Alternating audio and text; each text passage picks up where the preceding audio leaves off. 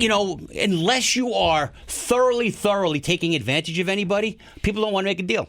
No, it's nobody wants the fair deal anymore. It's kind of hard. It's frustrating. In football, it's really hard. Baseball, you can eventually do it because, like in our league, we trade draft picks and stuff like that, so you can eventually sit there and find a way. And look, like you were discussing earlier, you gave me a 4th-round pick for Liam Hendricks. Obviously, I overpaid because I wanted to get that dominant closer, the best one I thought would be on the market. Right. And I knew someone was going to make an offer, probably for a 6 or a 7. I wanted you not to have to think about it. Right. I overpaid, gave you a 4. You laughed. You took the pick. Of course. And that's it. That's it. And other people were like trading dominant closers for like a 7. And I'm sitting there, I was like, wow. I mean, well, I was the first one in, and then they all traded after me. I did not set the market well. Yeah, but that's just it. I mean, why would you not set the market? Why would you not trying to get better than a 7? That when you gave up a 4, granted, you were an idiot. But I overpaid. I overpaid greatly. Still, I'll grant you that. Some of these guys went for really weird prices that I thought maybe they could have gotten more for that. But yeah, I don't think people held out as well as they should have. But in that particular case, you had a severe need, something that you thought was going to help you win the championship. And I got that category up from a 4 at the time to an 11 right now. And by the way, you made the offer. I didn't make the offer. No, I made it where I wanted to make it a no-brainer for you. Right. And I've got no brains. So I still did it without having any brains. And you did very well. I did. Now you beat me on that trade. You got a 4th-round pick for me. I also traded a 5th-round pick for Trevor Bauer. Got a good start out of him before he started raping people. Well, at least one woman anyway. Right. And then they kept suspending him for a week. He kept eating up a roster spot. Damn it. We'll move on from that. But he could throw a punch. He can't throw a punch, no doubt about which is sad. That's just outrageous. That whole thing. Pathetic. Pathetic. By the way, as Sam Kinison once said, I will never condone a wife beating or beating women. I understand the anger of certain things, but it will never be condoned. It's the most ridiculous thing of all time. I was actually at a Jet game. I'll just tell you a story here. Uh-huh. We were at a Jet game when the Jets were awful, which it seems like every year. But we're talking about the early 90s when the Bills were dominant. I'm in the second to last row in the seats in section 334. So the top of the old metal lanes, right? But basically I would pee out the top because I didn't want to go down. So much easier. And security was lame, and there was nothing else really going on. And it's Jersey. It's like the toilet of the world nobody's anyway. showing up at these games. Yeah. There was the Jets, the 4 and 12 years, and all that stuff. And so we're at the game, and they're playing the Bills, and the Bills start pulling away in the third quarter. And they have a fan wearing like a Gilligan hat, and he's taunting some Jet fans. Why would you do it for a 4:00 game? They've been drinking since 9 a.m. Oh, by the way, you Jet fans are animals. Oh yeah, the Giant fans are too old to fight. The Jet fans, on the other hand, other way. So we'll break our hip if we fight. Yeah, pretty much. It's an older crowd at the Giant games, and they actually go in expecting to win. So it's a totally different feel. Right. So all of a sudden, a Jet fan takes the Gilligan hat and throws it over. Right, it's about maybe 7-8 rows in front of me. Throws it off the third tier. The Gilligan guy, the Buffalo fan, tries to attack the Jet fan, who just kind of beats the crap out of him. Yeah. And by the way, you've got like 95 other Jet fans right in front of his face. Here's where the story turns. It's 95-1. But anyway, go ahead. The girlfriend scratches the Jet fan. The Bills fan's girlfriend scratches the fan, and a Jet fan lines her up, picks her chin up, and knocks her out. We were more stunned than anything. We're just like, security's useless. Yeah. Like, this guy, get him out of here. Like, everybody's holding him back. The girl's laid out. I mean, she eventually came through, not that long, but he knocked her out, which is disgusting. Yeah. Right? So at the end, they throw the Bills fans out and they let the guy back in. 1994, ladies and gentlemen, not that long ago. Yeah. We're talking about less than 30 years ago. That was accepted. Which is disgusting. Pathetic. If you have a mom, if you have a sister, right? Like we have daughters, wife, what the hell are you thinking, man?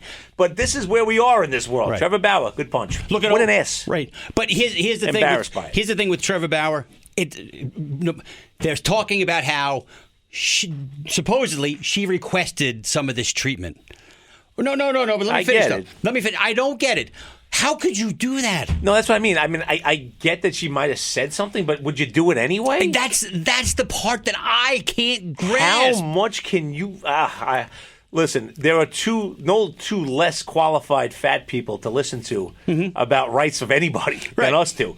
But if you're not appalled by the stuff that you've read, right, you know, you shouldn't listen to us. I mean, it's just disgusting. You know what? The Chris Rock thing.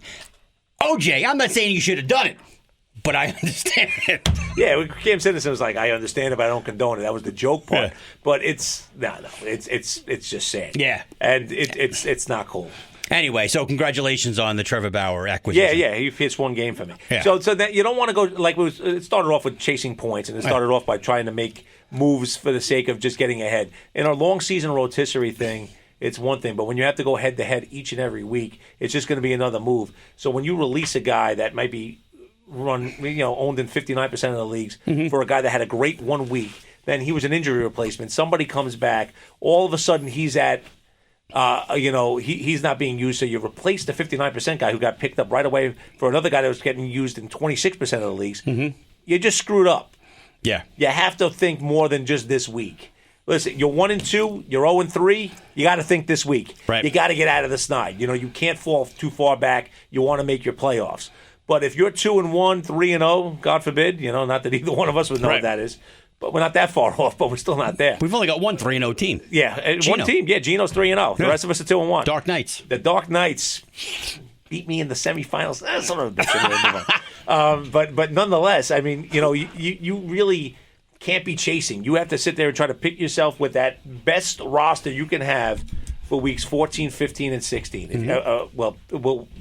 The league season 15, 16, and 17 this year now because they added the extra game. Right. That's where you need to be. If you can't do that and you're sitting there scrambling in the playoffs hoping that somebody's going to fall to you while trying to get an injury sub, it might happen for you, but you may not have enough dollars in your league to bid on that player. Right. So just be smart about it. Dude, look what everybody did. Everyone out and got Elliott.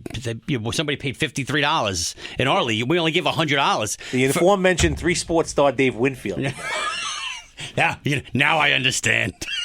Caucasian Dave. CD, baby. No CD. relations. No relation. So, you know what?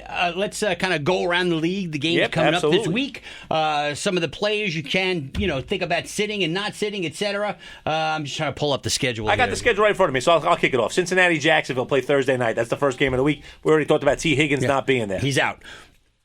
Jacksonville, actually showed some signs last week. They should have actually covered. To be honest with you, there was an interception return and stuff like that. Trevor Lawrence has not looked good yet. I'm not saying he's not going to look good.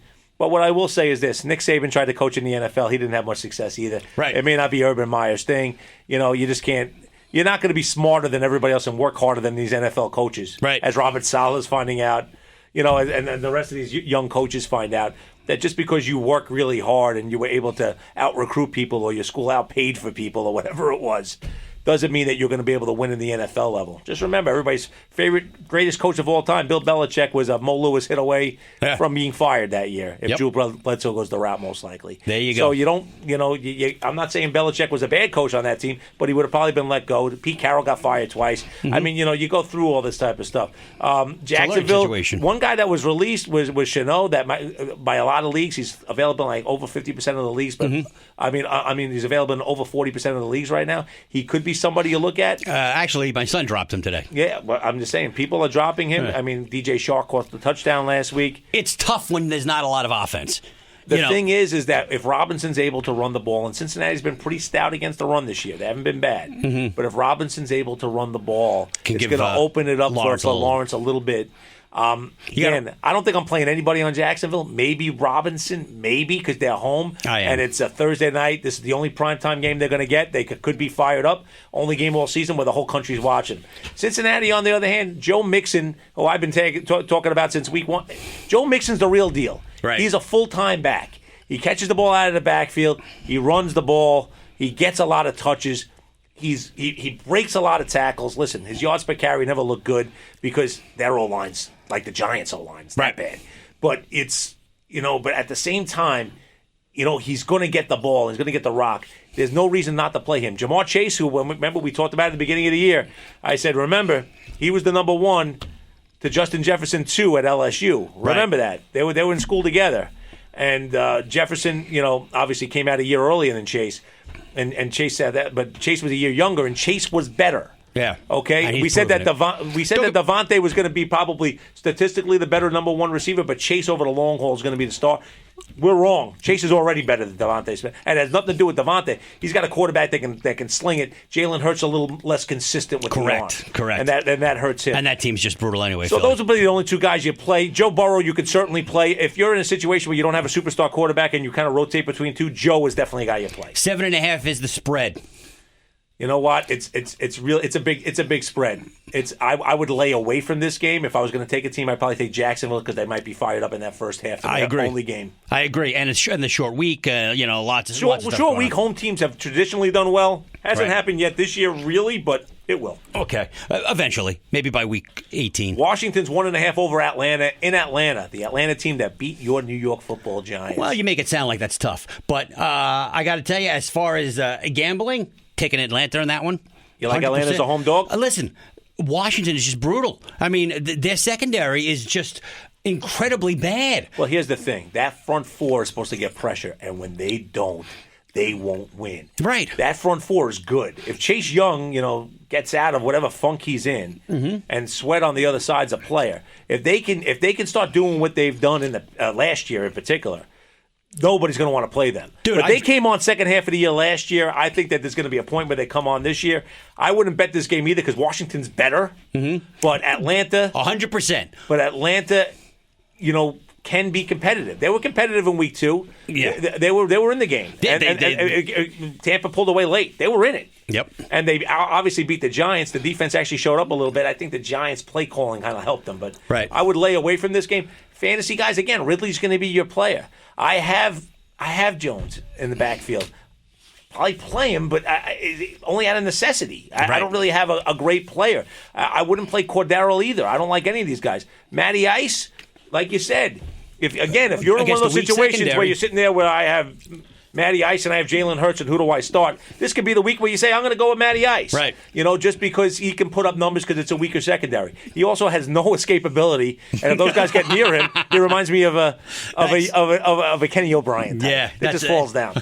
I wouldn't bet the game. If I was going to bet it, I'd probably take the former Skins because I think that they're going to be a little hungry after getting embarrassed last week. Houston against Buffalo. Buffalo, big win last week. Yeah, Buffalo really has turned it on after that one bad half against Pittsburgh. Right. They killed Miami and they killed Washington, right? Mm-hmm. So now you sit there and you look at them, and Houston is playing the backup kid who didn't play awful on Thursday night. He really didn't. Mills. He was okay. He was okay, but he's okay. He's not. Listen, you're not really playing anybody on that team. There's nobody on Houston that you're playing against Buffalo's D.